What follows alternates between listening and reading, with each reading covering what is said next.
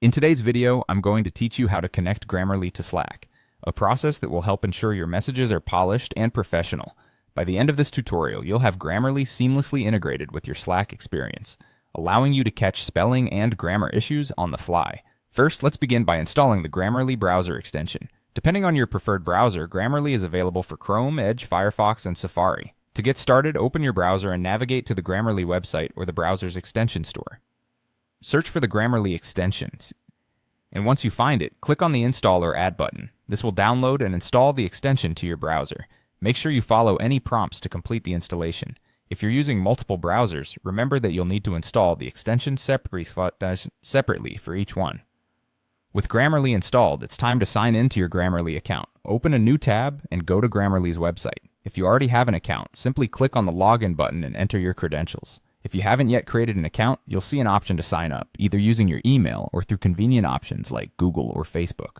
Once logged in, you're ready to proceed. Next, you'll want to open Slack in your browser. Simply enter Slack's web address in the browser's address bar and log into your workspace as usual. Make sure you're connected to the correct Slack workspace where you intend to use Grammarly.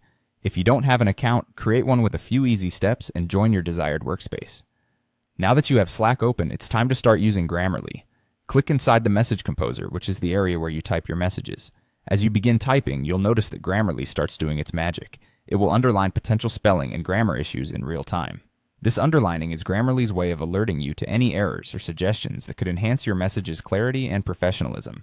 At this point, you have the option to address these issues. When Grammarly underlines something, hover your mouse over the underlined text. A small window will pop up, giving you suggestions. If you agree with the suggestion, simply click on it to replace the text in your message. If you think the suggestion isn't suitable, you can choose to dismiss it by clicking on the Dismiss option, allowing your original text to remain. It's important to take a moment to review each suggestion. Grammarly is a powerful tool, but you know your communication style and intentions best. So, use your judgment to decide which changes will benefit your message. Now you're all set. With these steps, Grammarly is successfully connected to your Slack experience, making your communication more effective and polished. Happy typing!